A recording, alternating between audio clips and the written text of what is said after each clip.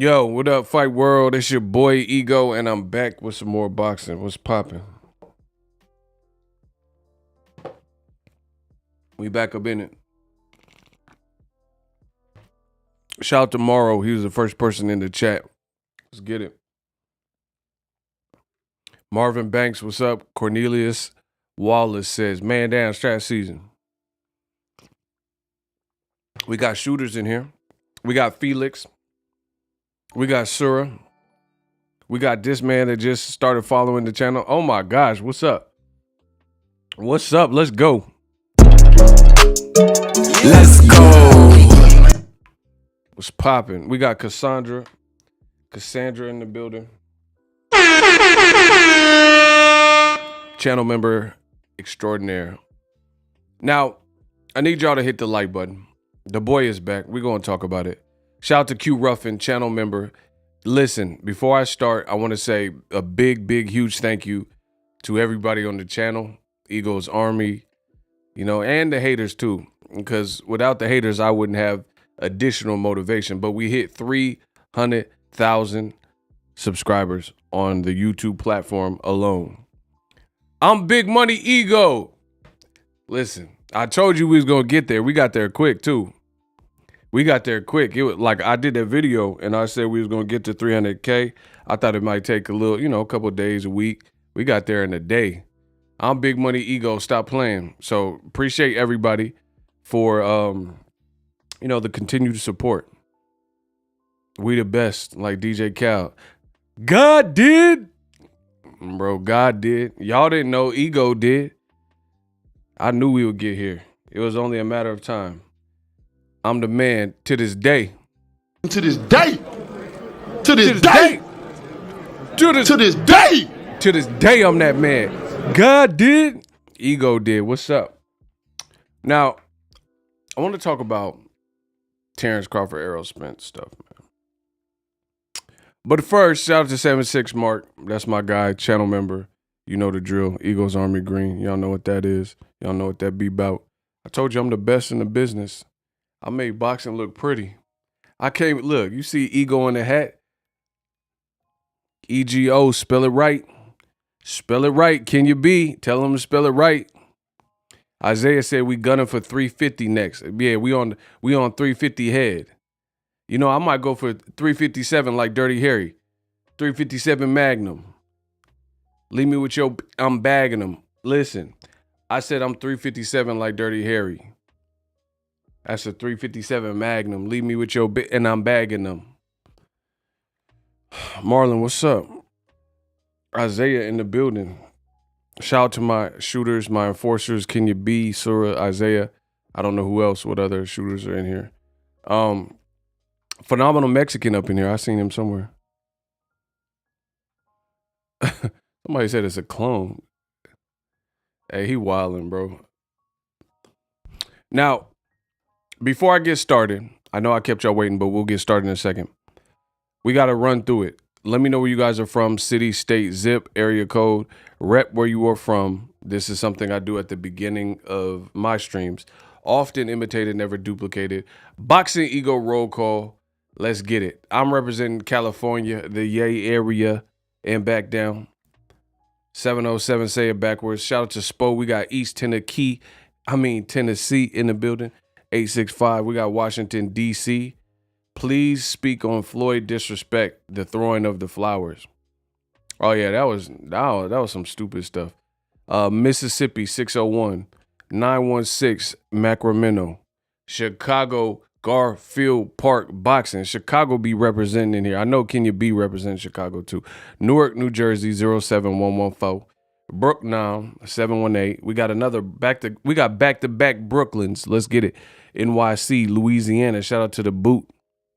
We giving haters the truth. If they don't like it, we giving them the boot. Like Louisiana. Listen, I said I'm speaking the truth. We giving the haters the truth, and they don't like it. Like Louisiana, they getting the boot. Who else? Tennessee is back up in here. Cali, 619. Mobile, Alabama. Deacona always representing that dirty South. Seattle, 206. Let's get it. Now, what I say in this video, some of you guys are not going to like. But it's okay. Because it's my opinion.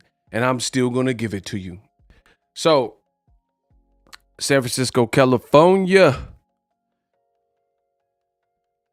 Shout out to, listen, we get money on it. We get money on the Apple Watch. You know what I mean? I'm about to cop the new Ultra Watch too, by the way, so I can get my James Bond on. Shout out to Byron Galt. He just sent money in the Cash App. You know, I got the little ping through the Apple Watch, soon to be the Apple Ultra Watch. Shout out to Byron, my man Byron Galt. He sent $2. No message. He just supporting the channel. Much love to everybody. So let's talk about it. Some of y'all not gonna like this. I don't care though. I really don't care. We gonna have fun with this one. Errol Spence, Terence Crawford. I told you my job is to provide the news and entertainment and let you know some points of views. I don't have too much like details on if the fight's gonna happen or not. Some people say it won't happen this year. Some people are gonna say it will happen and the announcement is imminent. All I know is from the outside looking in, because I'm not privy to the negotiations, right? So all I know is from the outside looking in, it's taking a long time. Like, given how long the negotiations have like stretched, it's been a good amount, you know what I'm saying? And it's been that length of time has caused people to speculate different things, and some of it just sounds stupid. You know, some of the opinions that I'm seeing, it's created a blame game of sorts because people are truly getting tired of just waiting. You know, and I've often said on my channel, usually when the negotiations are silent, it's a good thing overall, as opposed to like Anthony Capua and Tyson Furious Liar. You know, those aren't good situations because they stringing people along. I mean, what can I say? They say they're going to fight. Joshua's off back-to-back losses. He trying to rap. He doing fashion shows, and they stringing fans along. Really, the British teeth is really y'all, because out in America, nobody's buying it. The British teeth, y'all just go along with this, knowing y'all fighters be doing this, like saying that they're gonna fight and then don't fight, and making it public. And then Joshua, he trying to rap, bro. I see people saying, yo, I gotta sign a contract. What do you think I'm doing, man? You think I'm kicking back? I'm in the place trying to get negotiations. Ain't no fucking hesitation. Been fighting champions for 7 years straight. Anybody else do that? I'll wait. Bro, he thought he was ripping that. You thought he was ripping and spitting that? Listen, was Joshua killing or no?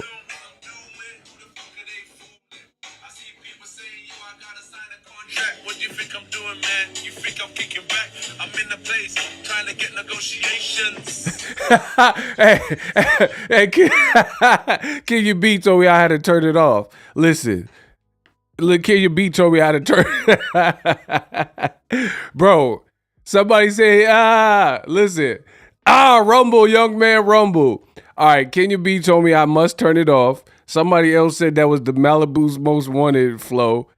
Sir going in, he said trash rapper. Bro, nah, Jack Harlow, you're not gonna play Jack. Jack Harlow can spit better than that. No, y'all hating. No, Jack Harlow spit nicer than that. Nah, y'all, what's poppin'? Brand new, just hot. Bro, that sound better than trying to get negotiations. That man said, I've been fighting champions for 7 years. Anybody else doing that, I'll wait. What are you talking about, bro? Man, get that. Hey, the UK, y'all lost in the. I don't even know what to say. Y'all tripping, bro. Hey, shout out to Jose. He said, pay they. You want pay? Hey, pay. Hey, get the fuck out of here. Get the fuck out of here. Payday. You want payday. I know that. Shout out to my man Jose. He said, keep the heat up, bro. Bro, that them Joshua bar in the UK, the dude in the back seat was gassing it. He was gassing it like Joshua was just like Nas or Jay-Z or something. That was terrible. Anyway, that Tyson Fury, whatever, AJ negotiation, I ain't even know that. Listen, this is how, one of the reasons I knew I was the best in the business, right? I don't waste y'all time with a bunch of like mumbo jumbo. Like, who's seen me make recent videos about Joshua and Tyson Fury and negotiations?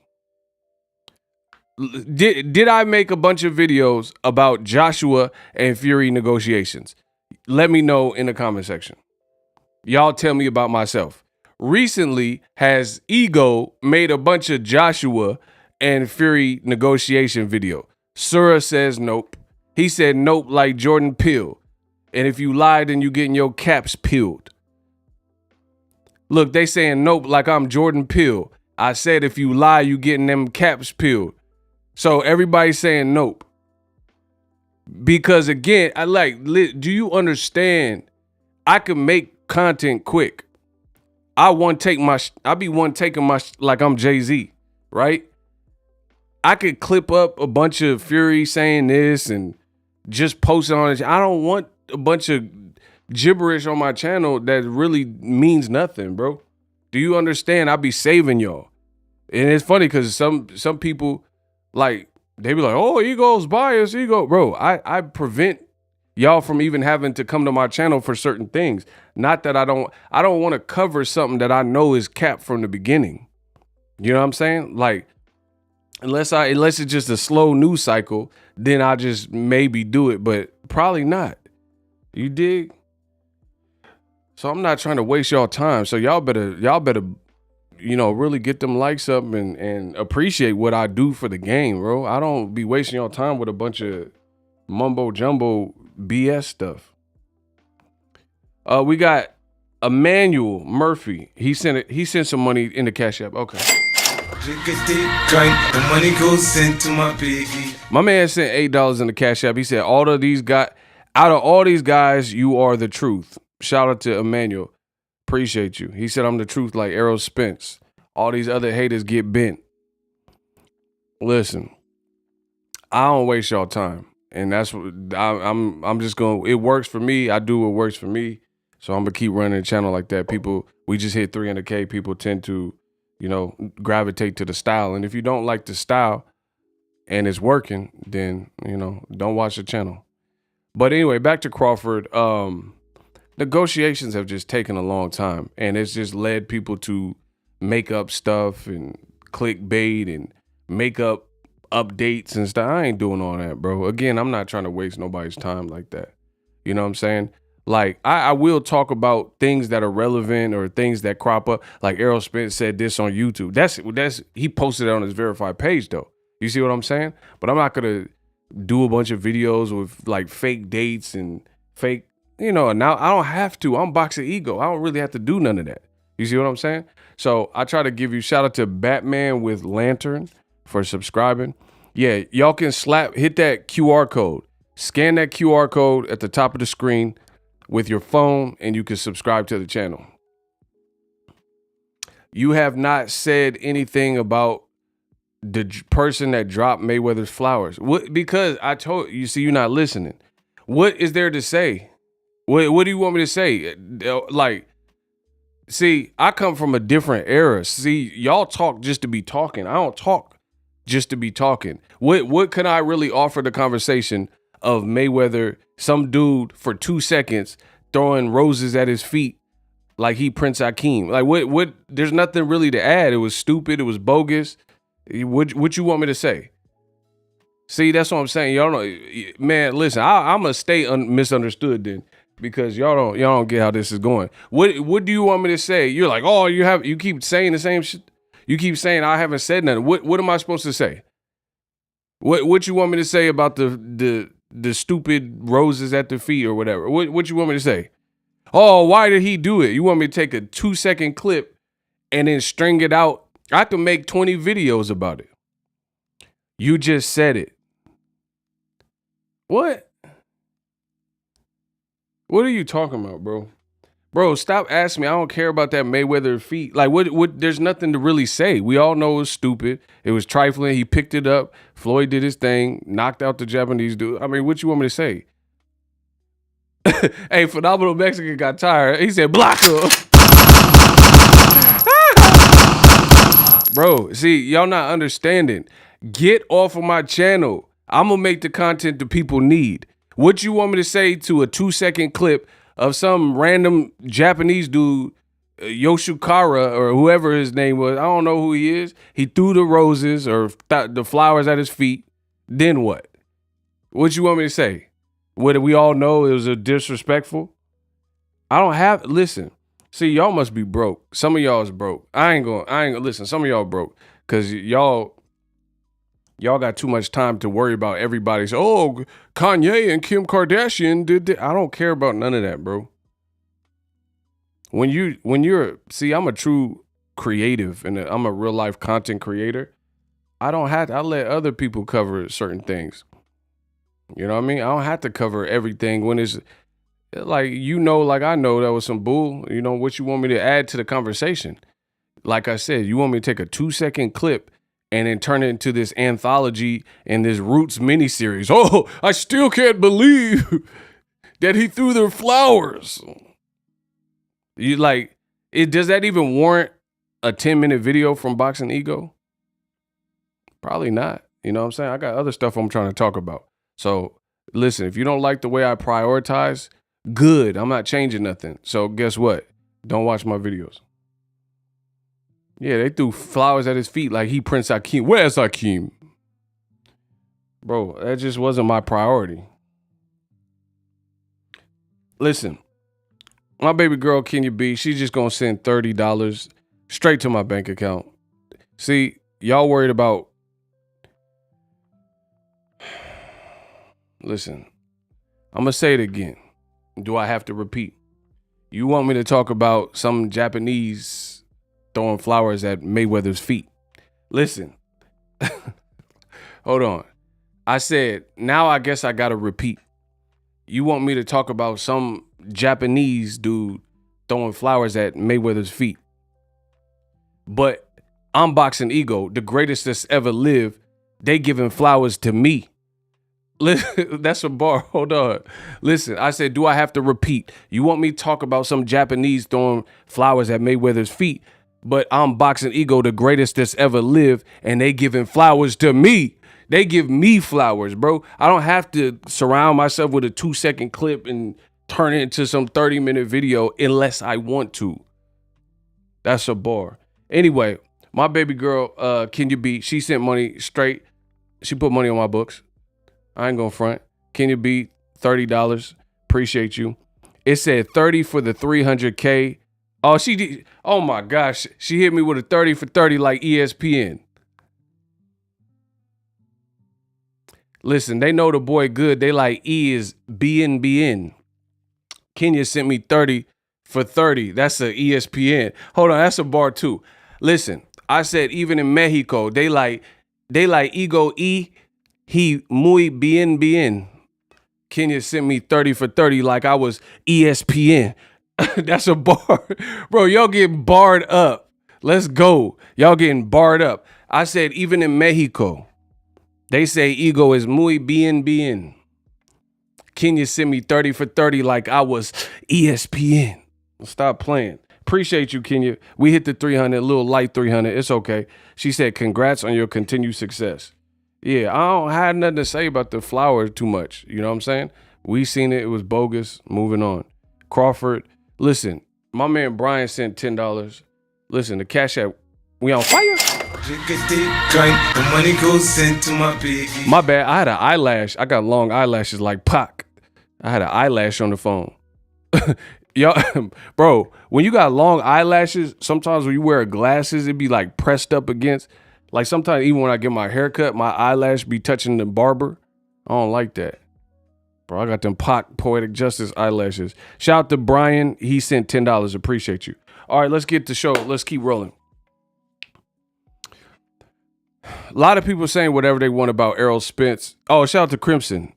That's Brian. He said that's his government. Shout out to Crimson Fire. Appreciate you. Errol Spence, Terence Crawford. Will it happen? I don't know. I wanted to. It need to happen. I'm so sick of these opinions of the fight. I'm really beyond it. Like I just want to see it.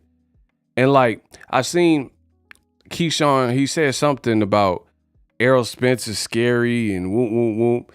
That to me, that's kind of weird. That kind of came out of nowhere, especially since 2 days ago, Keyshawn was with Errol Spence's nephew, Jacob. And then you like days later, you're doing a live kind of dissing Errol Spence. And all Errol Spence said was Frank Martin is really like that. And then Keyshawn said Terence Crawford is really like that. So like my thing is this. I look at it like this. And now I got to get at the Bud Buddies. I too like Terence Crawford. I think he can scrap. I've always supported his career. You could believe me or you don't have to. I don't give a fuck. I'm still getting paid. I'm still hitting my numbers. I don't care if you believe me or not. I like Errol Spence. I like Crawford. Pause. But this is where I got to get the Bud Buddies. Like, see, listen, this is where I got to get the Bud Buddies. I'm Ed Gein, about to kill y'all like Ted Bundy. Oh my gosh. I said, I'm getting my money, ain't nothing funny. I'm going to kill y'all like Ted Bundy. I'm Ed Gein, I'm Ted Bundy. And now I got to slay the Bud Buddies. So, it's hard for me, like, this is not a, like, Keyshawn diss or, you know, whatever people. I'm just giving you my honest opinion. If you are a man, y'all got to get the likes up. If you are a man, it's better suited that you keep your emotions like in check and your point goes across a lot further. And I noticed that with a lot of people who are younger, especially. You see what I'm saying? Like the younger crowd, like TikTok. If you can master as a man, if you can master your emotions, you're unstoppable. And that's not just in life, but in fights too, you know? You get hit with a big shot, don't get too high, too low, you know, just stay calm, right? So my thing is this is just my opinion. I'm just giving you my opinion. I've mastered my emotions. It's hard for me to listen to a lot of the predictions that are picking Terence Crawford, especially the ones that are connected to him, because everybody that is like in cahoots, we'll say, or like kind of connected to Terence Crawford that's weighing in, it's always radical. Like it does. So I kind of just listen to the prediction, and if it sounds too over the top, I just disregard it totally. And that's what I'm not even being funny, bro. When it comes to Terence Crawford, I don't know what it is, but when it comes to Terence Crawford, like the people like Bomac or Bernie or, you know, whatever, it's hard for me to take those predictions in and really evaluate him because it's over the top stuff. It's like, oh, Errol Spence, a damn alcoholic. Like, what does that got to do with the fight, bro? You think he gonna be drunk in the fight? You think he gonna sip a? I just drank a fifth of vodka. Dare me to drive? When I hear people keep talking about Errol's accident, and when I hear people talking about him being a drunk and stuff like that, like it's really hard for me to even consider that. It's hard for me to consider that, bro. He's already fought 2 people since the accident. Are we only defined by some of our most trying times and, worst moments in our lives or our adult lives? You know what I'm saying? Like, I don't know. I don't get down like that. I don't believe in that. I don't believe that somebody depending on what you do, but like some people that went to prison, they just made a mistake and they served their time, got out. You can do great things from that point on. It's just a mindset. You know what I'm saying? So I don't think that Errol Spence needs to be kind of relegated to this accident and this alcohol abuse like commentary that I'm hearing. Bill Bellamy, he mentioned it. It's weird. So like anytime anybody, I told you, I'm a master as a man. I've mastered my emotions. When I hear a lot of people picking Crawford, it doesn't sound like, it sounds like an emotional rant. Like Bud just gonna F him up. Bud's gonna destroy him. Errol's a dang alcoholic. Errol flew through a car. It's not really a fight. And then here's on the contrary, the people that I know that have been interviewed or talked to on Errol's side. So what do I mean by Errol's side? People who are close to the Errol Spence situation, they don't talk like that. I was talking to my man who sparred Errol Spence, and he gave me a very, very valid breakdown, and he was rocking with Errol. However, he didn't disrespect Crawford. He didn't say Crawford is this and whoop. He didn't say that. Like he was just really, he like this is what I'm talking about, and this is what boxing is. My man dumped on Dumpsy. Listen, you fell over the wall like Humpty Dumpty. Sir had to plug you. I guess they had to dump Dumpsy. Bro, we the new mobsters like Bugsy.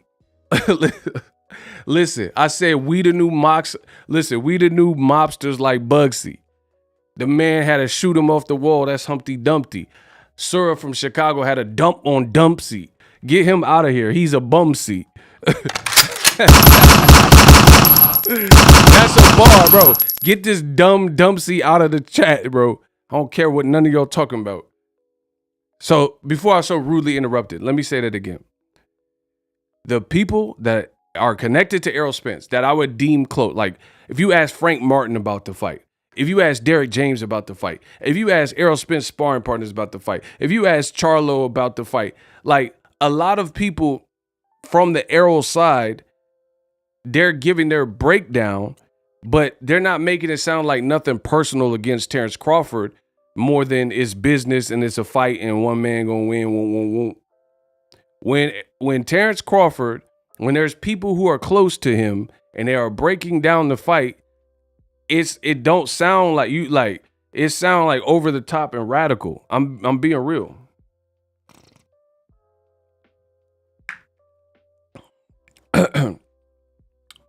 So Ego, what about legends that are picking Crawford like Mike Tyson? What about Mike Tyson? He played with pigeons. What's that got to do with anything? Bro, Mike Tyson, he cool, but was he the so Mike Tyson, my favorite fighter for starters. Roy Jones too. But what? So he bro, Mike Tyson. Don't this ain't what you want, bro. I promise you, I will destroy anybody in boxing when it comes to this boxing talk. Listen, don't use Mike Tyson like he's just the pinnacle of getting things right. This man picked Pacquiao to beat Mayweather. He's like, I gotta go with Manny Pacquiao from the Philippines, and Pacquiao ain't gonna be. And he was saying all this, and then Floyd whooped out of Pacquiao. Pacquiao landed 71 punches. Y'all don't know about boxing. I'm the best in the business. I shook up the world. I make the most money. I look the prettiest. Like, bro, don't tell me none of this. Like, he picked Pacquiao. So he's definitely not infallible when it comes to predictions. And then, like, see, that sound like a bum. Whoever left that comment, that sound like a bum. Oh, but what about Mike Tyson? That sound like some casual Mike Tyson also said, oh, you look at Bud stopped Porter. He stopped filming Porter. And Errol Spence went there. Bro, I don't even know if he watches boxing for real. I ain't even fronting. Like Mike Tyson, I don't really know if he watched boxing like that. Because some of his predictions be sounding like triangle theories and stuff like that. He talking about Bud beat Porter. And he don't even know how, like, he be saying people names wrong. I don't even know if he like tapped in like that, bro. He called the Charlo brothers the Cholo brothers. Like they from East LA. You know, I like the Cholo brothers. I'm like, the Cholo brothers? I thought he was talking about Fernando Vargas' sons or something. The Vargas dynasty. I'm like, who the hell the Cholo brothers? Bro, I don't know nothing about no Oxnard, no Riverside, no Cholo brother. But he said he liked the Cholo brothers. So you don't even be getting people names right. That don't, you know what I'm saying? What y'all talking about?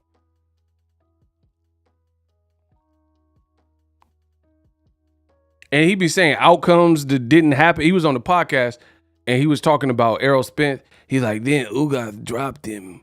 And then Errol Spence got dropped. I'm like, what? When did Errol Spence get dropped? When that happened? When did Errol Spence get dropped in the Ugas fight? Ugas looked like a damn Cyclops from X-Men. Y'all better stop. Optic blast. So, yeah, bro, don't tell me about that. Who else you say? You said Antonio Tarver? Okay. Well, like, that's their opinion. What you want me to do? Yeah, Mike Tyson he be punching people on the airport. That's my feet. I told you that was my feet. Bro, like, what was, like, he the god of getting every right prediction. That boy was fighting on Spirit or whatever airline he was. He took my seat on Spirit. Now I'm gonna turn you into a spirit. I'm mad. I'm so belabored. I'm mad. I'm angry. Bro, get out of here, bro. Y'all sound like casuals. Y'all sound like some damn casual fan. You telling me, oh, but Mike Tyson said.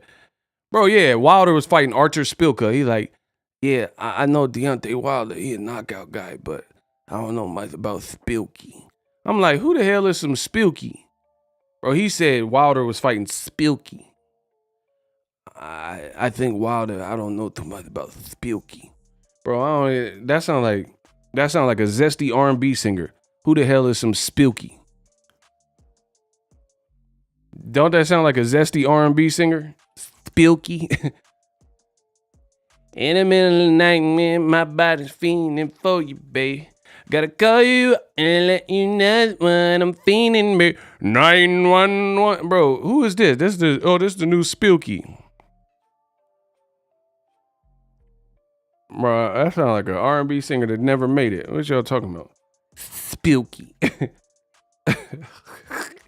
Y'all just be 9110024. Hot sex on a platter just to get you wet. It ain't bro, y'all remember that hot sex on the platter just to get you wet? Man, y'all don't know good music. Y'all weak. Y'all know that good R&B. Anyway, shout out to Q Ruffin. That's my guy. Don't do Tyson. He that uncle that talk about his glory days. Shout out to Cassandra. See, man, of course the women, they know the good R&B music. Y'all dudes don't know much. Y'all don't know about this good R&B music. Hey, get my likes up. Yeah, so anyway, Mike Tyson, he cool, but he just be saying whatever. Like I don't know, he just be tripping. Like when he had Keenan and Kel, remember? He had Keenan. What's his name? Keenan. He like, yeah, I just decided I want to, you know how people are like, they got the pronouns right now? Mike Tyson said he want to identify as a nigga. Like what? Bro, he was like, yeah, I'm nothing but a low down, dirty, rotten, scoundrel ass nigga. I'm a nigga. And then Keenan was like, no, you're not, man. Don't call yourself that. He's like, why? Because I'm a nigga. I'm a nigga. I'm a low down, disgusting, venereal disease having nigga. I'm a nigga. Bro, who says that? What upstanding black person just says they a low down, dirty, rotten, scoundrel ass nigga? What is it? And Keenan was like, no, don't. You a king, man. We all value you. And he's like, no, don't value me. I'm from the sewage. I'm from Brownville. I'm from nothingness. I'm just a low down, shifty nigga. I'm a barbaric nigga. I like to take women and backseat them and put them in duct tape, all types of stuff, because I'm a nigga. I'm like, bro, why are you, like, who says this about themselves? And then Mike Tyson, he did. Bro, he said he a nigga. He's like Tupac told me, I'd rather be an N-I-G-G-A so we can get drunk and smoke weed all day. It ain't nothing but, bro, what are you talking about, dog? Bro, I ain't never, like, there's so many black entrepreneurs and business owners, and Mike Tyson, 55, calling himself an N-I-G-G, what? And Keenan was like, nah, you a black, strong, powerful king. No, I'm not a king. I'm a shifty nigga. I like to shoplift. I take every time I go into Walmart, I take things. I can't help it. Like, bro, what are you shoplifting? You a multi-millionaire and you shoplifting from Wally's World. Like, why are you telling us this, bro? Yeah, I like to shoplift. I get a high off it. They took all my money, so I'm gonna take from Walmart. I'm gonna take off the shelf. I'm gonna steal. I go in the fitting rooms and take whatever I want. Why should I pay for these? Like, bro, Walmart's dumb cheap. Why should I pay for these great value sneakers? I want them for free. I'm a nigga, that's why. Bro, you stole some great value sneakers and you a millionaire. Like, what are we talking about? I need them equate sneakers. Them great value sneakers. Cause I'm a sneaky nigga. Bro, he just had a whole rant to himself about how he a nigga and no one can save him from niggerdom. Man, stop. And now you gonna use his, Eric, listen, okay. I keep it real. I tell you exactly what happened. I might make a couple jokes, but I tell you what's happening, and then y'all tell me I gotta chill. But Mike Tyson, I'm going to Walmart tonight.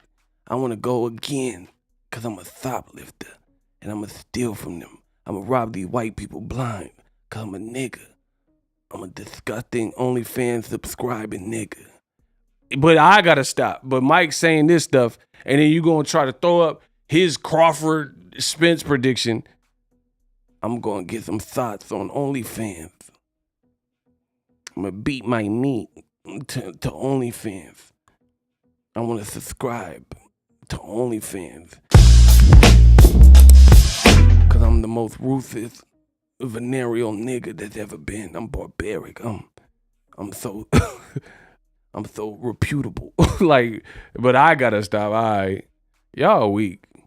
Phenomenal Mexican ego knows good R&B because he cheating. He be cheating, y'all. Hey, you did me dirty, bro. He said because he be cheating. Hey, I ain't gonna front. R&B music real cool to cheat to. Yeah, hey, my boy Phenomenal Mexican ain't lie. Bro, you can't cheat to no rock music. You know what I'm saying? Cut my life in 2 pieces and I'm cheating on my bit. Like, bro, no. You gotta cheat to R&B, something smooth with the side piece, you know what I mean? Bro, I'm just saying, you can't, how you gonna cheat to Guns N' Roses? Oh, I wanna see you bleed. I wanna see you cheat. Welcome to the jungle. It's a funny game. Make you feel like an animal. Oh, I wanna see you cheat. Bro, yeah, you gonna cheat to some Guns N' Roses on the night train. Bro, you gotta cheat to some goods. Like Chris Brown, he got cheatable music. Shout out to C Breezy. These hoes ain't loyal. Bro, and you bumping these hoes ain't loyal and you a dude and you ain't loyal. You know what I'm saying? Chris Brown got cheatable music. I'll cheat to some C Breezy. I said around to thing that can happen at the time of the hour. So baby, after we get out the shower. The best song to cheat to is Isley. He said the Isley brothers. Hey, this man is a real life cheater. That man said contagious. You're contagious. Touch me, baby. Give me what you got. Bro, this man cheating to Contagious with Shantae Moore. Hey, she was bad, bro. Shut up. Can't you see two men talking? What? Oh, I'm about to. Bro, I'm about to catch a case on these Crawford Bud Buddies. Let me work. Hey, yo, son, let me work. Y'all got to get the likes up. F these emojis. Get them likes up. Emoji these likes. Y'all be trying to play me. Emoji these likes. We trying to set new standards, new goals. I'm the best in the business. I've been doing it. I'm a pioneer. The greatest has ever done it in the digital space. Let's go. Let's work. Y'all want to work? Let's work. Like salute. Shout out to Isaiah. Shut up. Better hit them fucking likes. What? Ronald Isley, y'all. Get my likes up. Cuh. On a set, y'all better get my likes up. On dear homie, get my likes up, though. Bro, okay, let's play cap or fact. Huh? He said Ron Isley he caught R. Kelly lacking 2 times. And in prison caught him lacking the 3rd time. That was wrong. All right, look. Let's get back to business. I don't got no time to play around. What is this? Get my likes up, likes or loot, and let's continue the show. The Bud Buddies finna get it. Cap or fact? People who seem to be insanely close to Terence Crawford, their fight predictions seem very radical when it comes to Errol Spence versus Terence Crawford. Is that cap or fact? Is that cap or fact? Let's start there so I see how much work I gotta do to prove my point. Is that cap or fact? Let's go. Everybody saying fact. I'm like Mickey Facts with the facts. Bro, that's what I'm saying. They keep calling him an alcoholic and he getting whooped. Like, bro, Errol Spence stopped Ugas and Bomac said, oh, Terence Crawford, he tweeted right after. He says Terence Crawford is going to beat the ish or beat the F or beat the ish or whatever he said out of Errol Spence. So Errol Spence lumped Ugas's face up. And the first thing out of your mouth or that you decided to tweet is how bad Crawford would be. And this was before they were in negotiations. Ego going to end up blocking me. Ego switched up. Let them wrenches ride on me. I thought we was cool. Why you want me block, homie? Man, stop with this mini man. You tripping, bro. Shout out to Phenomenal Mexican. The money goes into my See, and notice me and Isaiah don't have to lie to make a point. I don't know about the Bud Buddies, but I don't got to lie to make a point. Isaiah don't got to lie. He broke Ugas's ribs, fractured his orbital, possibly his nose. You know what I'm saying? His nose looked kind of bent up. And the first thing Bomac tweeted was about how Bud was going to slaughter him. Instead of being like, great win, that Ugas is not Bud. So you could have just gave Errol Spence props and just been like, that was a great win. Now let's set up the big one. I'm picking Bud. I wouldn't have no problem with that. Listen, Bomac, Terence, his sister, whoever, they can say whatever they want to say and they can act how they want to act. But I'm just giving you my perspective after seeing it, and to me, it sounds more radical than, like, put it this way. This is what I'm saying. It gets like to the point where it's like almost like the Canelo Chupapi Muñeños. Like, Bud is an awesome fighter. He very well could beat Errol Spence, but so can Errol Spence very well beat Bud.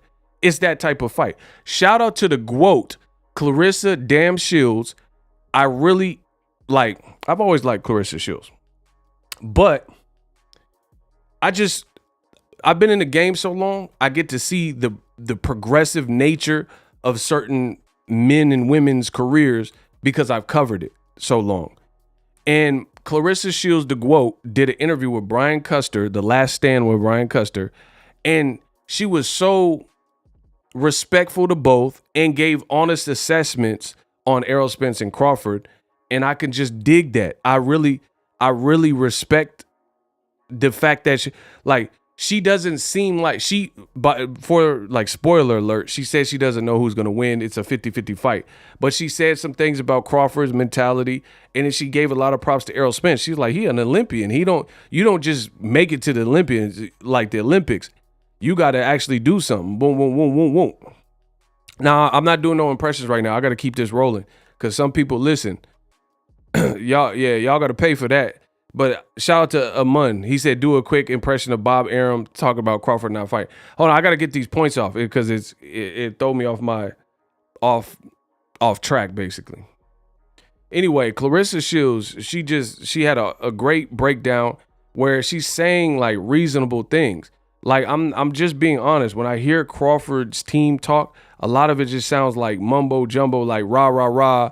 Errol Spence is horrible and he's gonna get demolished. Like there's not really much to me in my land.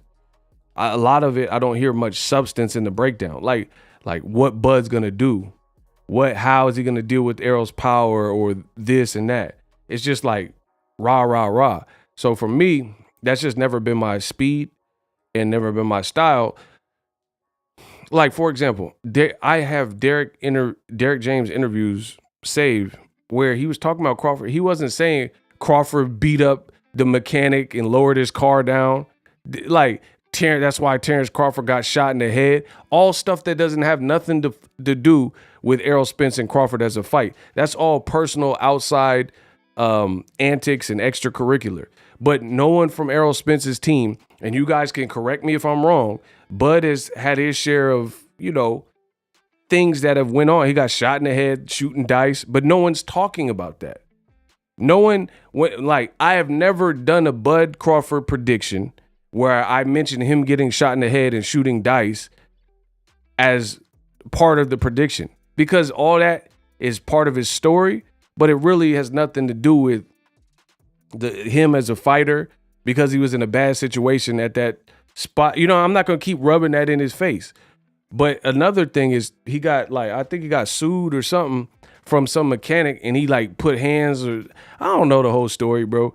He had a car in the shop. He didn't like the paint job or something. And they say he lowered his own car and his boys went in there and mopped up the shop owner, the mechanic, and the dude was pressing charges, right? Something to this effect. I don't bring that up. You know what I'm saying? And to be honest, that's what a lot of the racists do. That's what a lot, you notice these racists, especially if it's a black fighter. The black fighter is the most targeted in all of sports, in all of boxing. There's people to this day talking about Tank's a wife beater, Floyd's a wife beater, Shakur got in a gas station fight, Errol Spence is an alcoholic flying through cars.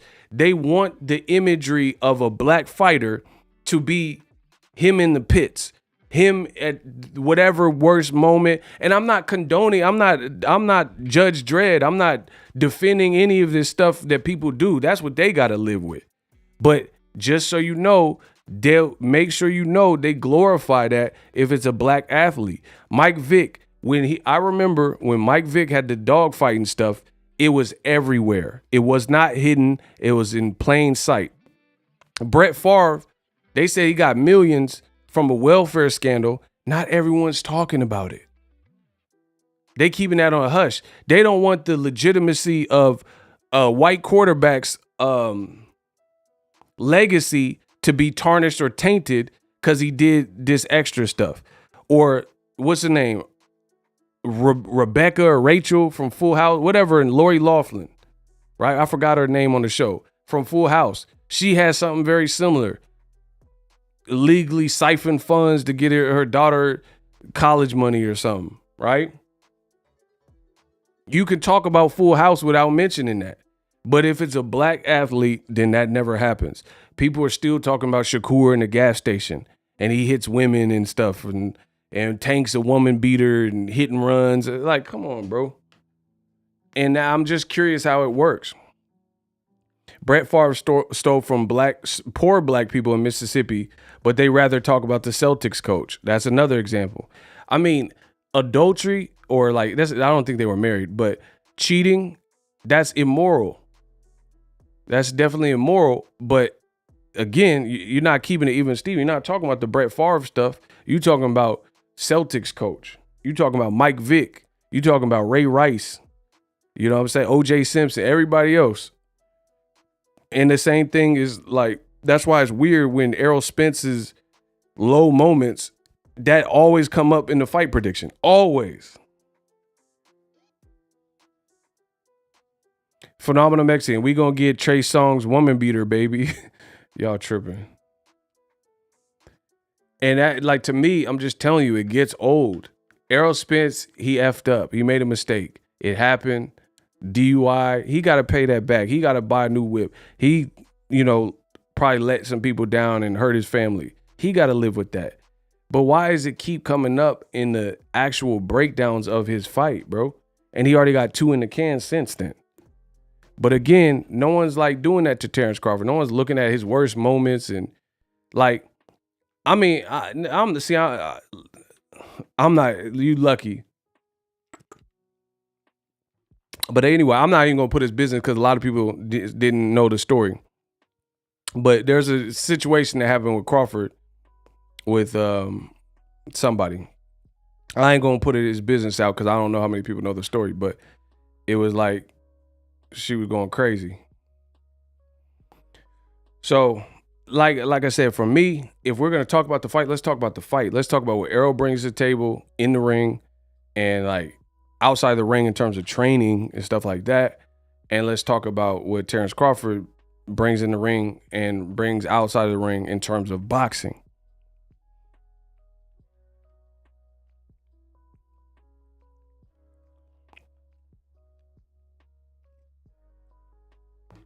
Anybody who keep talking about this Errol wreck stuff, I just really throw the prediction out the window because it's like, how can I expect you to give a fair shake?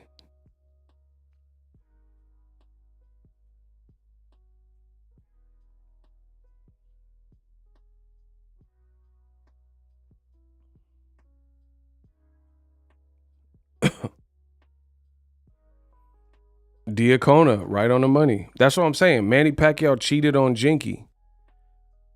Bro, that boy Manny was listening to Jodeci. Cheating on Jinky. But no one keep bringing this up when they do Floyd Mayweather predictions. And he sure enough was bumping Jodeci. You got me beaning. Bro. Forever, my lady. And it means so much to me.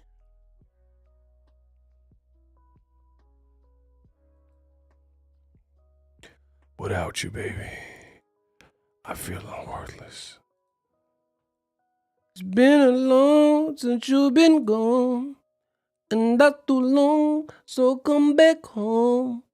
I can't live without you, so I cry for you. Bro, that man was cheating listening to Jodeci, you heard? Bro, so I cry for you. Bro, that was a hit. Jodeci had hit. It's been a while since you've been gone, and that's too long, so come back home. I can't live without you. He was cheating on Jinky, bumping Drew Hill's greatest hits. How the future love for me? Tell me what it's going to be. Do you see yourself when I like me? Do you?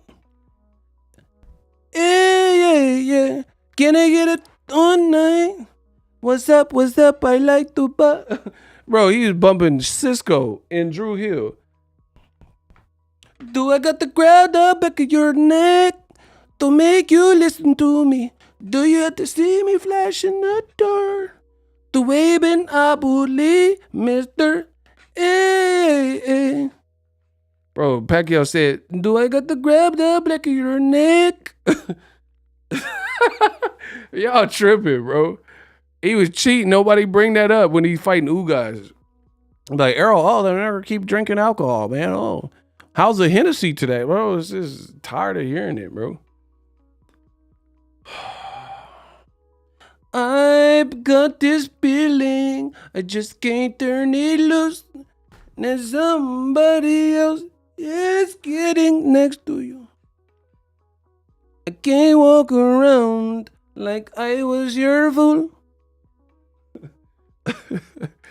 Without you, babe, my life is incomplete. Bro, bright lights and fancy restaurants. I got a bank account bigger than the law should allow. Still unhappy now.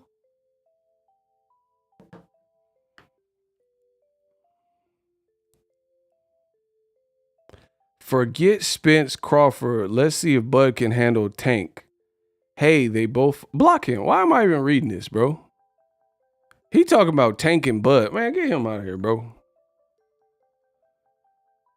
You about as casual as they come. You so casual, you look familiar. Right, get him out of here, bro. Yeah, double block him. Yeah. Yeah.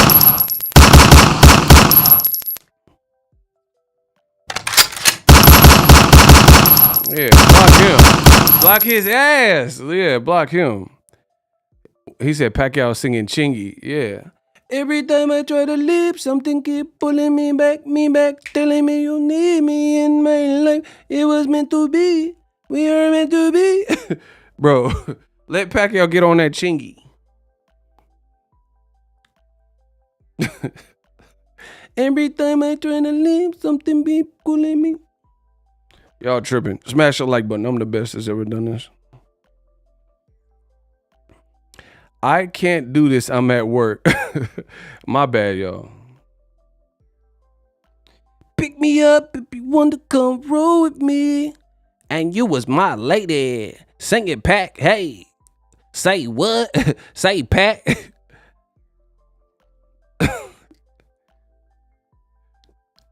Hey. DTP. PAC.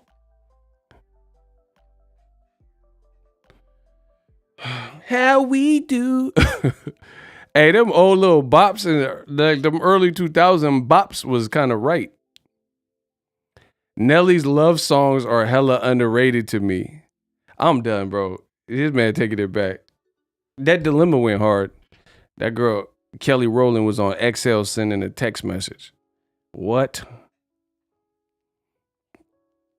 Anyway, I'm not listening to if the first words out of your mouth when you're talking about Errol Spence and Bud Crawford is talking about Errol being an alcoholic and an accident, I'm not even listening at this point. That is by far one of the corniest that I've heard. And people act like they never, like, bro, this is what I hate about the internet. I swear to you, if I wasn't making money on this bit, I probably wouldn't be on it as much as y'all. I hate this about the internet. You got people in this real world, they mess around and they got DUIs themselves and they be calling Errol Spence an alcoholic. It's just you're nobody. So no, your life ain't under a microscope, so nobody know what you do because nobody know you like that. You see what I'm saying? Like that's mind-boggling. It's crazy to me how you can have guys, a bunch of insecure men who literally have had DUIs before, and they'll call the next man. But that's because you hiding your truth. Errol Spence is a celebrity. He can't hide, what happened. It was publicized. He's like, Errol make a mistake, it's on the news. You make a mistake, no one knows. It gets no views. That's a bar. Play my place riding with a prospect in the car. The man called her a prospect like she a fighter. That's hilarious. So yeah, man. I mean, that's the difference. Like people, like even me, imagine if I got caught up in this or that, slipping up, y'all would hear about it because I'm YouTube, I'm like a known thing. But before I started doing YouTube, if I was getting into trouble, like I used to back in the day, you know what I'm saying? Nobody knew about it. but you will hear about it now. That's just how it goes. So it's crazy. Like, you got people who actually have DV cases, and they'll call Tank and Mayweather a woman beater. But you put hands on a female in real life. You don't even know what happened in other people's situation. You actually have a DV case. You know what I'm saying? You guys like this guy? Mayweather? He beat up his wife. That, bro. And then you look in their past, and they really got cases. That's crazy to me. I don't know. I guess I just operate with too much integrity. So if I know I was really doing the foul, I wouldn't really be overly criticizing other people. You guys like this guy, Mayweather? He beat up his wife. Bro, he didn't say it just like that. Come on, bro. Y'all know I'm the greatest. Y'all know I'm the greatest. Bro, that's how he said it. Robert Guerrero pops. Bro, I think he got nervous, so he just rather do the rant, because he was like,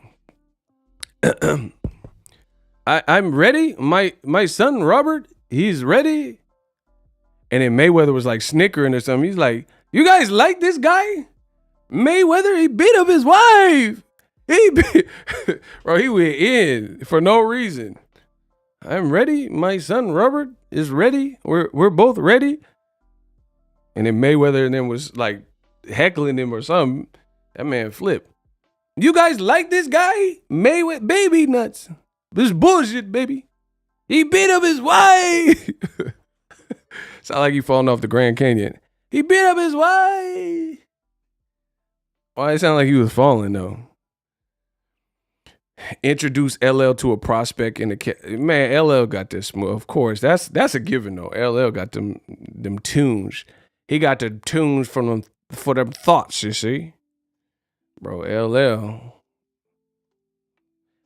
I don't like playing LL with the females though, cause he be licking his lips all in the. You can hear the lip lickage in the verse. She might mess around and leave you for LL. Nah, I don't like that. When I'm alone in my room, I'm gonna tell. Like, bro, he sound like he eating some coochie or something. Like, you know what I'm saying? He sound too sexual there, partner. doing it well.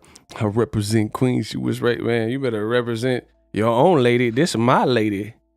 Bro, I hear the lip lickage. Nah, come on. I could hear it. You was in the studio. You know what I'm saying? It's Todd Smith. Sweet as apple pie, baby. Nah, don't be licking your lips around my girl. We gonna have a problem, LL. This is hard to say. I want to make sure I go about. He said, "Can you be as nasty?" Facts. Can you be? Especially when I talk about Joshua. That's the only thing she say about Joshua when we talk about his body. But the British fans be doing that too. It be dudes too. Bro, them British dudes be liking Joshua physique and stuff. They don't even care how he box. They be like, oh yeah, Joshua. Oh yeah, I want to wank me ting, Cheerio. You're the absolute unit, Joshua. Massive risk. Like, what? Hey, y'all wildin', bro. Bro, I ain't listen. In all my years, I ain't never called no dude an absolute unit. I can't, bro. It just, you can have me tied up and tortured. I'm not calling no dude. They're like, say it. I'm not going to say it. I ain't going to say no dude, no absolute unit. That sounds crazy to me. Oh, yeah, mate. Joshua, AJ, he's an absolute unit, mate. Yeah, absolute unit. What that mean?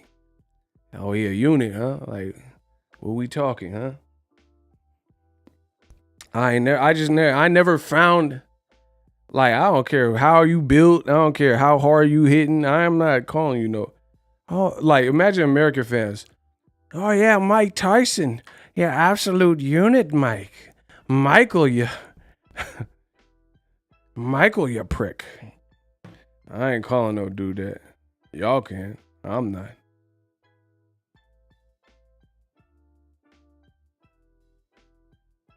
Hey, get my...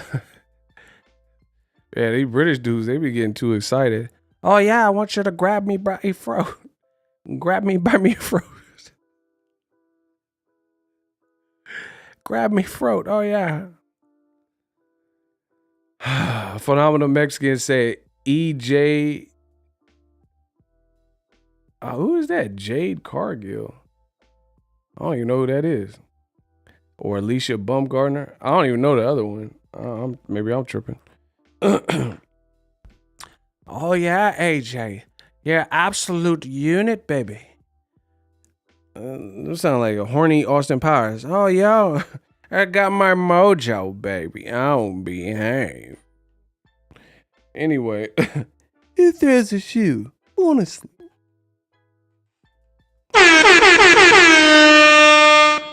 Yo, chill. I ain't never gonna chill. Y'all keep bro. I got to 300K. Can't nobody tell me nothing. We didn't get to 300K doing it their way. So I'm definitely not finna chill now. Should have never gave you niggas money. Bro, y'all should have never gave me money. You shouldn't have never let me hit the 300K. Now it's on. It's really on. Anyway, back to Crawford Spence. What else do I want to say? Bro, I just want to see Crawford diehards and people who are supporting him.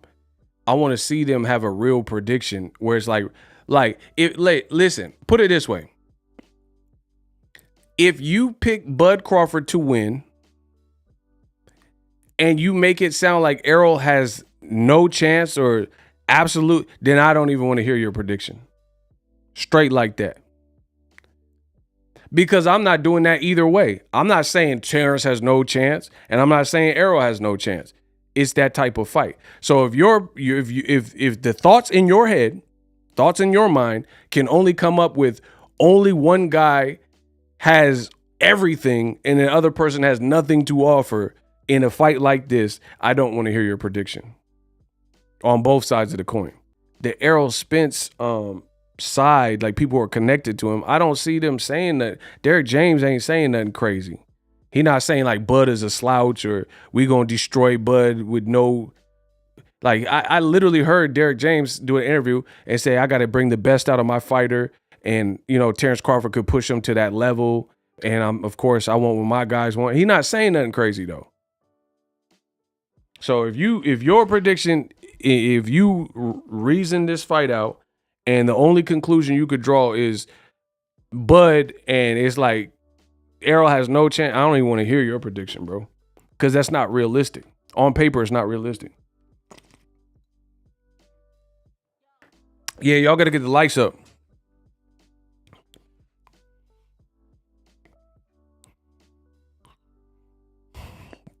I mean, just look at, like, bro. The other thing, and people, luckily, I don't give a, so I really don't care who say what about me. That's your opinion. I'm giving you mine. You like it, you don't like it, shove it up your ass. I don't care.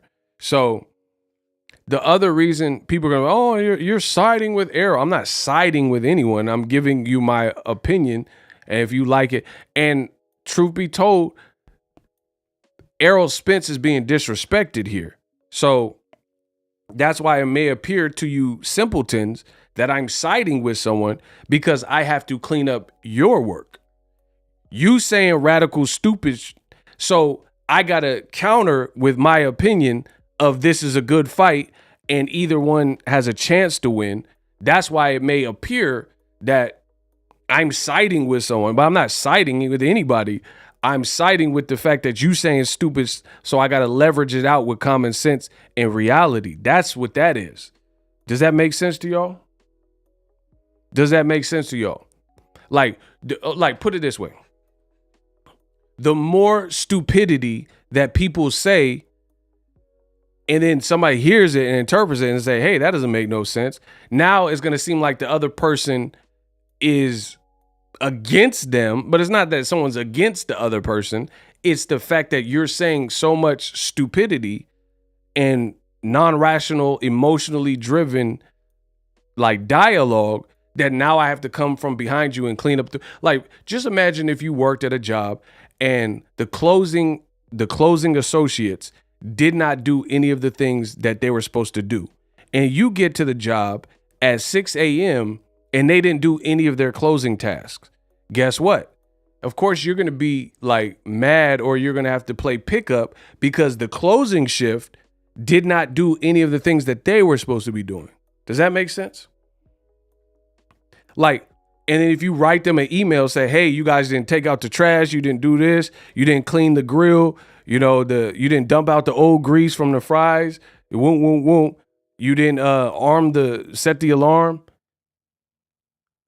They can't make it like you the problem because you wrote them a nasty email and said, hey, you didn't do all this stuff as the closing shift.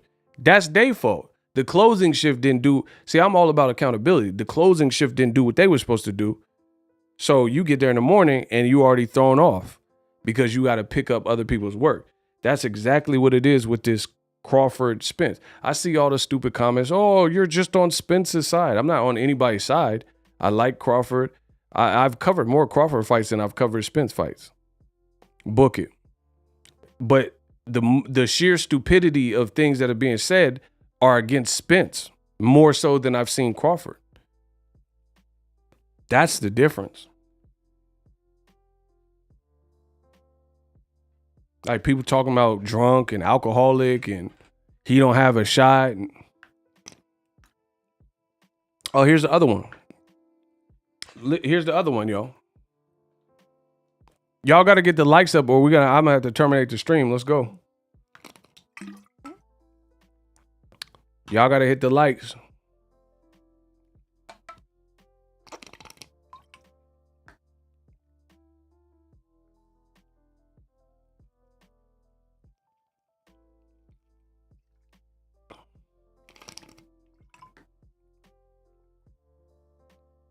Let's go.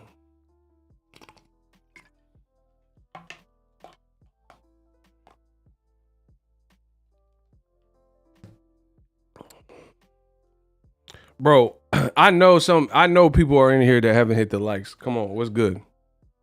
Because I'm staring at it right now. Like I'm really watching it right now.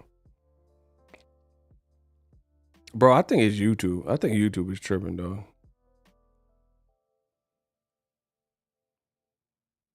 Diacona, absolutely. So, anywho, here's another thing. And it's crazy because I'm hearing this from pro boxers, too. Or former fighters. I really don't understand what's so hard about a free, effortless button. They some haters. There's haters. Listen, when you're great, such as myself, there's always going to be some haters. They want to consume the content, and they used to stealing, like anytime it's a pay-per-view, they're used to stealing it and illegally streaming. They don't want to give back. They don't want to support nothing. So they want to come in and siphon, get all of Boxing Ego's talking points, all of Ego's thoughts, and just they're mooches, they're leeches. Yeah, I'm sure you guys have all experienced people like that. There's people in this world that are straight parasites and they want to have a symbiotic relationship with Boxing Ego. They steal all my work, steal my style, my thumbnail style, listen for clues, listen for talking points, and then they rehash it on Twitter or Instagram or in other YouTube videos. My DNA is all through boxing, and y'all know that. Like, you listen to stuff I say, and when I'm saying it when it's not popular, so I know that's the case. Because I said, like, the stuff I said about Joshua, I was saying years ago. People just now, after he took back-to-back losses, they just now catching up. Like, ask someone about Wilder and Joshua who would win, right? Now, people are like, oh, Wilder would destroy Joshua. I was saying that years ago. But they didn't have no heart. Listen, I got heart like artichokes. All these dudes, they artichoke. Listen, that's a bar. I said I got heart like artichokes. These dudes, they artichoke. They all a joke. I've been saying the same campaign for years, and I was met with resistance. Oh, Joshua, he got more belts, and he's way better, and he has skills and technique, and all. Now no one has faith in him. But, I've been here long enough to know this is how the game goes. Some people are haters. Bro, Joshua fight damn near like the robot from the Jetsons. Wilder is awkward and athletic and an inch taller and hit harder. Not a good sight. The other thing that I've heard about Errol Spence Bro, y'all are stupid. Some of y'all are truly stupid. And I can't even think of a polite way to put it. So I'm just going to say it like that. Some of y'all are stupid. I keep hearing this notion Errol Spence is one-dimensional. Errol Spence went to the Olympics, you dumb son of a bitch. That alone, he's one-dimensional, but he made it to the Olympics. That's something that even Crawford hasn't done, for whatever reason. I don't know why Crawford didn't go. I think he was an alternate. I don't know. But shout out to my boy Strada. The money goes into my piggy. Hey, Boxing Ego, is there any update from PBC and Man Down Promotions? Nah, I ain't really heard nothing. About them checking out Bud's finances for the fight to ensure he has no dealings with Kinahan going into the fight. Nah, I haven't heard no updates. It can't be the case. There's sanctions on Kinahan. No can do. Bro, shout out to Strada. But for the rest of you dumb son of a bitch, it's just, y'all keep saying Errol Spence is basic. Yeah, shout out to B-Dog. Basic in one dimension. How you make it to the Olympics then? How you make it so far in boxing? If he just one dimension, that's what I'm saying. It don't even make sense, bro. If Errol Spence is one dimensional, why he not getting close to getting beat yet then? Name someone who truly came close to. Okay, put it this way. See, now y'all gonna get it. Y'all gonna get the smoke. Y'all gonna get to work.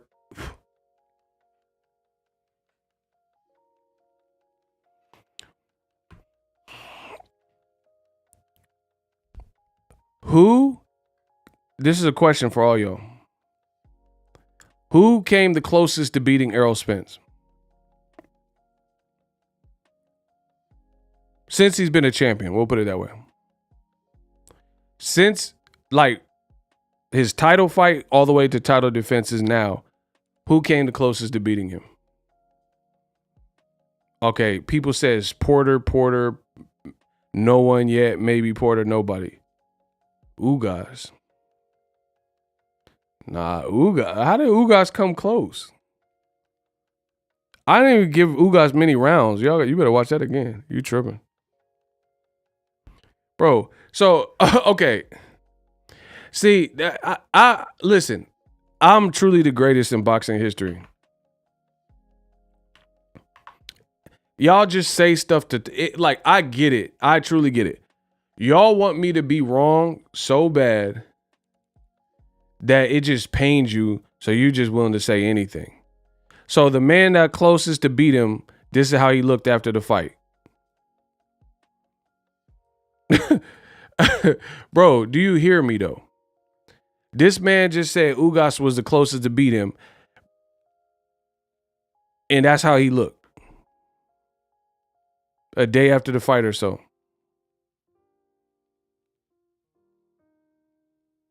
And it's not like Errol almost got stopped or he got dropped and then that was just the outcome. That's how the whole fight looked. So, I mean, that's bad. If you came, he looked like Red from Friday. I was just wondering if I get the bike back. What bike? Man, you know the beach cruiser, the one I let you use a couple weeks ago. Oh, that bike. Oh yeah, righteous white, homie. I didn't know you want to get it back. Yeah, man, Pops told me to come down here. He was a little bit tripping. But it's basically like both our bikes. We just keep it at my place. Boy! And he got hit with that uppercut, and Red said, you got knocked the hell out of it. So that's the guy that came closer to beating him, and he looked like Stevie Wonder. All right. And then somebody else said Porter. Porter got dropped in the fight too. And I don't think he came close to beating him. Like it was a competitive fight early. You know what I'm saying? It's pretty competitive. But Errol pulled away. Like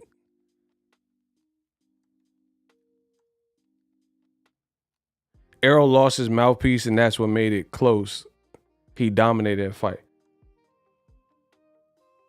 Losing your mouthpiece, But that, bro, listen, that don't, y'all just say whatever. It's whatever, bro.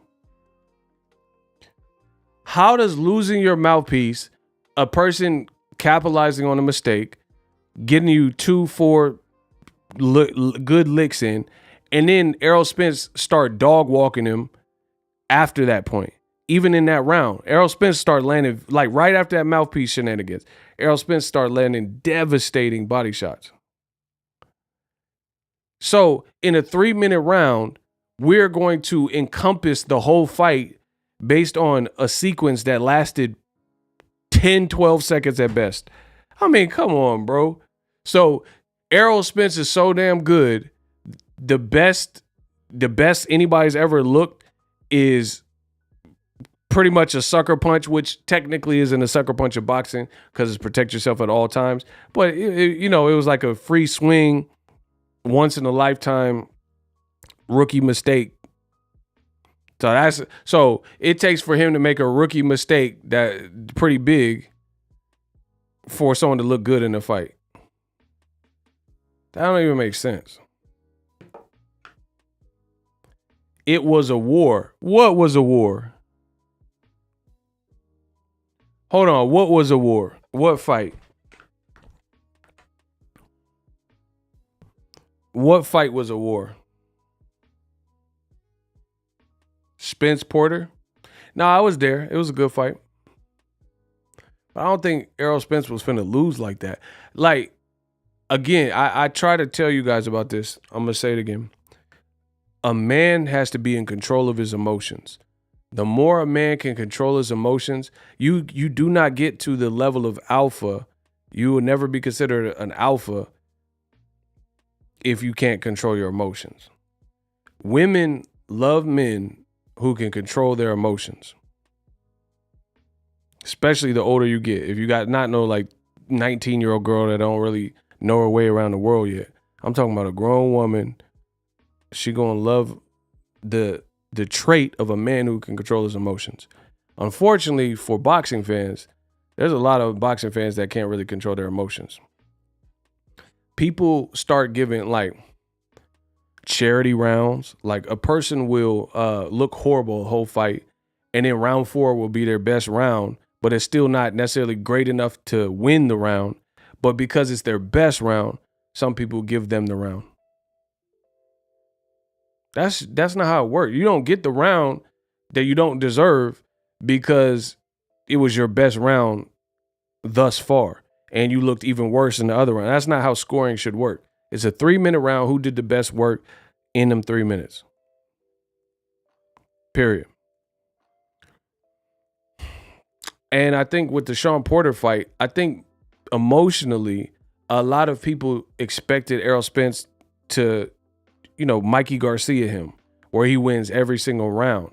And again, the emotionality of it, some people, they look at, oh, I didn't expect this, and that pleasant surprise syndrome. And then that's when they start breaking down the fight, and they start breaking it down and letting their emotions influence the outcome. But from a scoring perspective, Errol Spence and Sean Porter, I think the beginning was close, but Errol Spence really started pulling away. See, like what I'm saying is there's certain fights that y'all say in real time are super close, Ugas being one of them. People were telling me that fight was close. Mayweather versus Cotto. People were telling me that fight was close. But if you really watch a lot of these fights, Mayweather-Cotto was not that close. Cotto had some good early rounds, and then he started, Mayweather sharpened up, and Mayweather was in his bag. People were so impressed with Cotto's work early, and that Mayweather had a bloody nose. We're not used to seeing Floyd with a bloody nose. So from a Floyd hater perspective, Floyd lost the fight. He lost the fight because his nose was bleeding. But that's not how you score a fight. It don't matter if you have a bloody nose, your tooth get knocked out. That doesn't mean you lost the fight. But again, Floyd's held to God tier status, and it's like seeing him with a bloody nose. It's like that one round, people were giving Cotto 4 rounds just because he bled up Floyd's nose. But that's not how. That's emotion though. Floyd almost stopped Cotto in the final round, and then kind of let off the gas. And Cotto was bigger. So you can't. Emotion is not how you decipher boxing. And majority of the people, like I'll talk about Canelo fights, and people are like, "Oh, you're so biased." Like Canelo Jacobs. Bro, from a scoring perspective, first of all, both guys underwhelmed me. But Cotto Jacobs, that was pretty close. Because Canelo lost it all in the second half. Like he was getting hit with big shots and he was tired. So even though Canelo came out spicy, if you rewatch that fight damn near could have been a draw or like a 1-round Canelo type of victory. Maybe 2 rounds. I don't know. I have to watch it again. But it wasn't that far spread like people were making it out to be. Go watch Canelo Jacobs again. It wasn't really like a landslide. Like a landslide to me, Mayweather Gotti. You can't score them rounds for Gotti. Mayweather Diego Corrales. Errol versus Mikey Garcia. These are landslides. Like Mikey won no rounds. Canelo not Canelo Triple G. Mayweather Canelo. That's a landslide. Canelo barely won any rounds.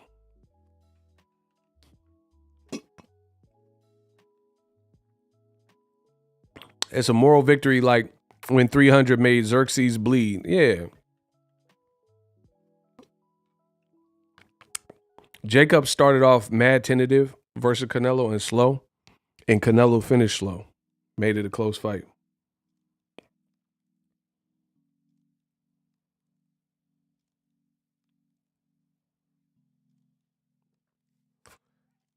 Yeah, Canelo, he looked poor versus Mayweather.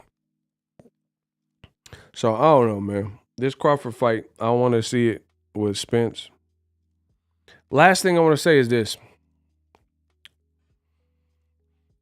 The Bud Buddies, they keep blaming Errol Spence, and it just sounds goofy to me. It sounds goofy. Like, just hear me out. Let's get the likes up and hear me out real quick.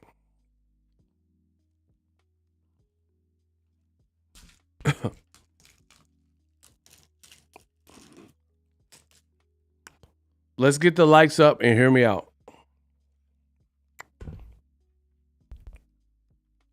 So,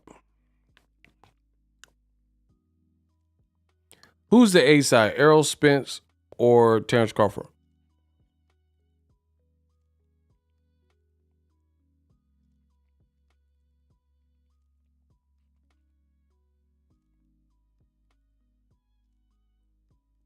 Who's the A side? EJ, Spence,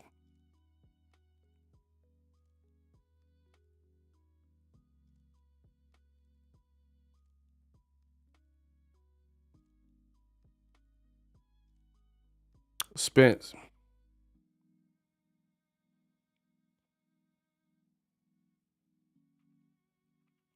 Okay. Everyone's saying Spence is the A side. I agree. So I see a lot of the Bud Buddies, they're trying to make it like Errol Spence is ducking and Crawford signed his portion. Ooh, Errol's taking so long. Who looked the best against Errol to you? In my opinion, it was Brook in the early rounds. I would agree with that. Because see, that's what I'm saying. Some people don't know boxing. Kell Brook hurt Errol Spence early in that fight. You know, it could be Spence was not a champion then, and he was coming off a 9-month layoff, but Kell Brook was looking pretty good early. He just got broke down and stopped. That's a good one. Shout out to Damien. So, Pete, everybody just voted. They said Errol Spence was the A-side over Crawford. Kind of common sense, right? Errol Spence has the long relationship, you know, the seniority with Al Heyman and PBC, because that's the network he's been fighting on. Nothing I'm saying should be of shock at this point. So we got Errol Spence, who is the noted A-side, the long relationship with the home company, PBC, the long relationship with Al Heyman. So the A-side dictates the terms, right? Most of them. Like, we're taking the lion's share of money. It's going to be called Spence Crawford. This is the proposed date we want. This is the venue, blah, blah, blah.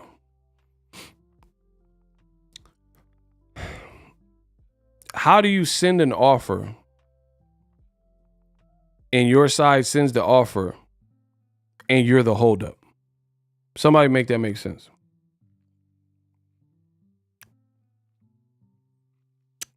I don't think you heard Spence. Watch it again. He heard him. He really did. I mean, there's different severities to being hurt. I ain't saying he was about to stop him. He definitely hurt him. He buzzed him and woke him up. So, how does the A side send an offer if they don't want the fight? A reasonable offer at that, from the sounds of it.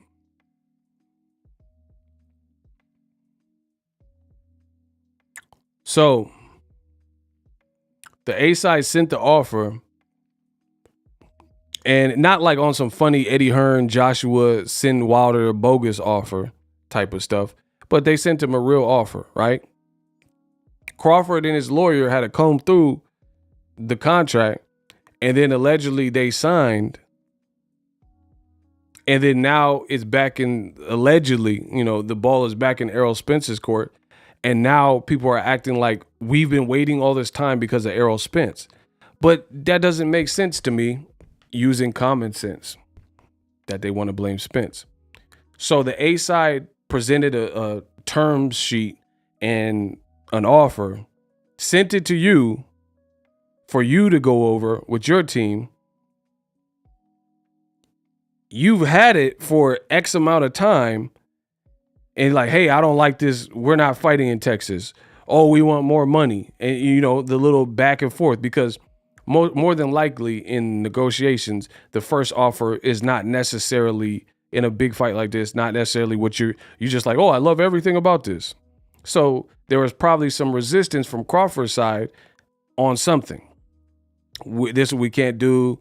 We need this amount of hotel accommodations, this amount of tickets. We want more money, whatever. And then if you just signed recently, and it was reported that you signed recently, and you get the ball's back in his court, and then you've had the contract for this amount of time, and you're kind of back and forth laboring over the little deal points, how are you going to make it like Errol Spence has been the holdup this whole time? That don't even make sense. Somebody make that make sense. How does that make sense? This whole process, fans knew they were in negotiations. They sent you a contract.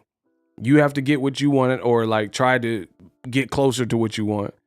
And then if you just recently signed, and then now you're making it like this whole duration, Errol Spence has been the holdup. I mean, it doesn't even make sense to me, bro. So I need somebody to make that make sense.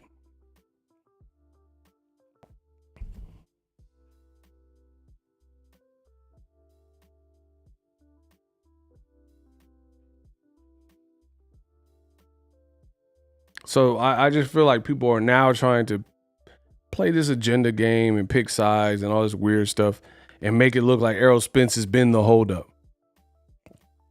And then part of it, you had Lance Pugmire just came out and did a debriefing, basically. And he said that part of the issue, here, I'll play it for you. Talks have been agonizingly long. Y'all hear that? Type the number 2 if y'all can hear that. I need y'all to type the number 2 if y'all can hear that.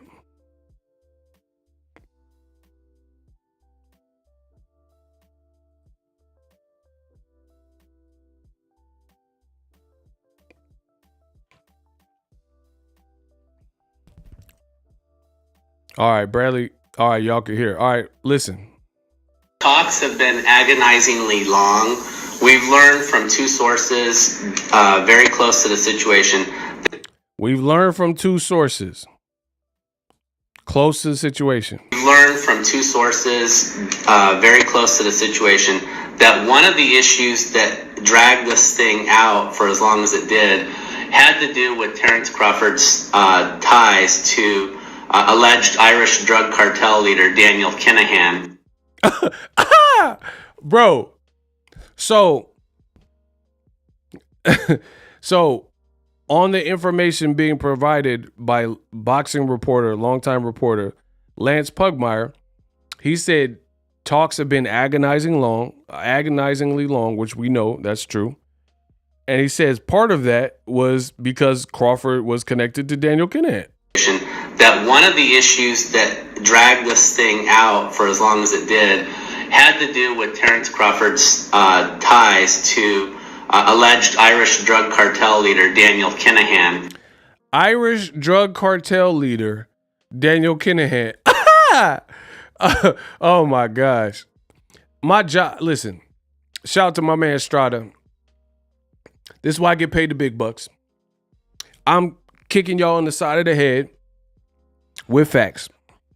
Shout out to Strada. We can't forget Brooke was already broken from the Triple G fight. So there's no telling what would have really happened if Brooke was really fresh when he fought Spence. If he had never fought Triple G, Brooke could have beat Canelo and possibly won a split against Spence. Maybe. I mean, but that's Eddie Hearn's fault and Kell Brook's fault. That Triple G fight was senseless. He should have never did that. Hell no, guys, let me fight welterweight, guys. That was just foolish. Hey, I know y'all seen a man just sitting $50 again. Y'all better get them clap emojis up. I'm not tolerating no disrespect to Ego's Army. And every one of y'all seen he donated to the channel $50, the Wildberry Skittles pack. We need to see them clap emojis. Y'all acting like y'all forgot, man. Come on.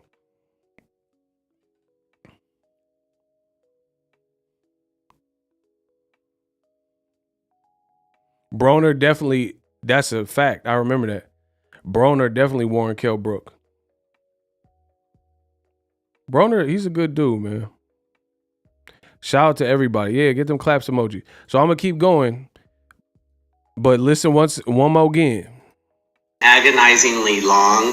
Talks have been agonizingly long. We've learned from two sources very close to the situation that one of the issues that dragged this thing out for as long as it did had to do with Terence Crawford's ties to alleged Irish drug cartel leader Daniel Kinahan. PBC head and Spence advisor Al Heyman wanted absolute assurance, insisted upon absolute assurance that Kinahan had no financial involvement in the fight. For good reason. We know that the U.S. Treasury has an intense focus on Kinahan. So Crawford's saying he's not the problem, but according to this boxing reporter, he's saying that part of the issue was the connection, and they needed to know for a fact that this fight would not go on if Daniel Kinahan was involved. So that's a situation that Crawford got himself in. How's that Errol Spence holding up the fight? I mean, damn, homie. In high school, you was a man, homie. That's not looking right.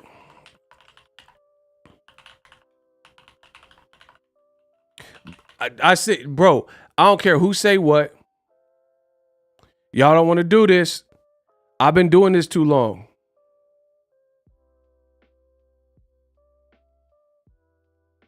This ain't what y'all want.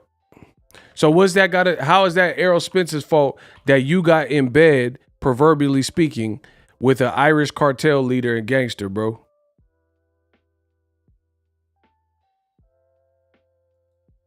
Like, how, like, that don't have nothing, like, that's a whole situation and circumstance that would not have been the case if you just quit your top rank contract or whatever. you finished your Top Rank contract and just was a free agent. But Bud decided to partner up with the dude who later got U.S. sanctions put on him. In state court, and this was 6 weeks ago. The level of free agency? Did you guys reach out to him? No, because again, Floyd kept insisting that he wasn't a free agent, that he was contractually up. I'm only can be accountable for what I do as a promoter. 6 weeks ago, and they haven't. So I don't know whether the case is going forward. And Top Rank was unwilling to settle anything outside of court. You guys wanted to go. An email saying that he and Kinahan were partners. Bro, stop playing with me. Stop playing with me. Stop playing with me, bro. Bro, I just showed y'all. And then I told you. I said I told y'all, then I showed y'all. Look. Dreamed up by Kinahan and his people. Because Crawford indeed had sent us an email saying that he and Kinahan were partners. This is before the Porter fight. And still, didn't I just say that? That's what it takes sometimes. You take something from me, I'm coming to get back. You beat me, I say, okay, we had a good night. I'm still coming to get it back. So Lance Pugmire's reporting doesn't sound far off. Bro, Bob Arum, I just played it for you. I'm the greatest that's ever lived covering boxing in the digital space. Bob Arum, his former promoter, just threw him under the bus and said Crawford, before the Porter fight, which was his last fight with Top Rank, mind you, he sent us an email saying he was partners with Kinahan. So now when Lance Pugmire is saying, hey, one of the big issues... Talks have been agonizingly long. We've learned from two sources very close to the situation that one of the issues that dragged this thing out for as long as it did had to do with Terence Crawford's ties to alleged Irish drug cartel leader Daniel Kinahan.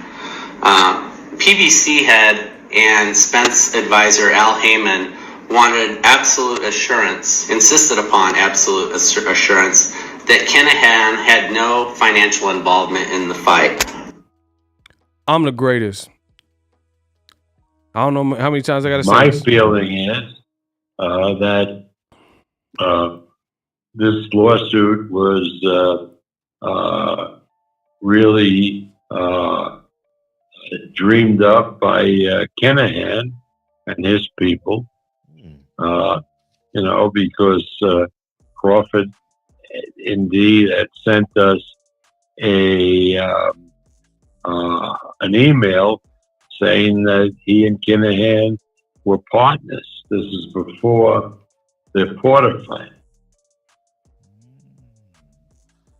Oh, that's interesting. Bro, and see, here's the thing. Y'all keep saying like, oh, Errol's the problem and all this stuff. Bud has not come out and done no interviews. Like, I know he don't like to talk to media all the time, but he has not done any interviews about Kinahan. So everybody's lying on you. You were never with Daniel Kinahan. You just flew to Dubai where he's been exiled. That's just coincidence or what? How come no one asked Crawford about Daniel Kinahan? Because, like, my thing is this. If you're going to call me a liar, let's go. Let's have at it. I'll prove to you how much a liar I'm not. Bro, what, like, so the Bud buddies can't just act like, hey, who cares about the Ken? It's not no who cares when the feds is looking for the man and they got a $5 million bounty on his head. And Showtime, one of the reported hangups, and I'm not saying they haven't overcame this hurdle at this point. I'm not saying that. But what I'm saying is, if we're talking about the process, that the fact that you were in business dealings with Kinahan before you got out your top ranked contract, instead of just entering free agency, that is 100% Bud Crawford's doing, and whoever like told him to do that, or the decision he made, which ultimately created another obstacle. For example, if he would have just got out of his top ranked contract and then became a free agent, then he could just do whatever. And then PBC wouldn't have been like, if there were no reports or inklings that he was working with Kinahan, then why would they say, hey, you're not working with Kinahan, when there's nothing that led them to believe? So that became an obstacle that was created by Bud's decision making that really didn't need to be a thing until you got in bed with the narco terrorist and started working with him as your advisor. If you wanted to Errol Spence, like Bud was in the ocean saying, Errol Spence, where you at? I'm looking for you. If you knew, you did that, and then 2 weeks later he was fighting Ugas and it got announced. So why would you get entangled? Why would you get in this entanglement with Kinahan? Bro, this is, first of all, here's the thing. Kinahan is an Irish reported gangster that cannot enter the U.S. He's on the narco terrorist list. So why would an American fighter, a black American fighter at that, from Omaha, who can fight, why would he want representation from a reported Irish gangster who can't even come to America, bro? Like, why? Why did you think that was the best move for your career? No one's asking Bud that. But then y'all want to play games with me, but then that's where the buck stops, because you're not finna play with me, bro. Instead of just entering free agency, like let's say LeBron is with the Cavs and he wants to go to the Lakers. Bud was with the top rank, that's the Cavs. And he want to go to the Lakers, that's PBC, or at least get the Errol Spence fight, which is the Lakers. Then why would LeBron James, if he could just enter free agency, why would he get involved with another team, the Celtics or something like that, when he didn't need to? Why don't you just enter free agency and then go to the Lakers if that's what you wanted? So, you know, a lot of the Crawford fans, they're making it sound like, oh, Errol's the holdup and whoop. And I'm not understanding, because they're the ones that made the offer. I'm done. This is too easy. I got more channel content coming. Peace.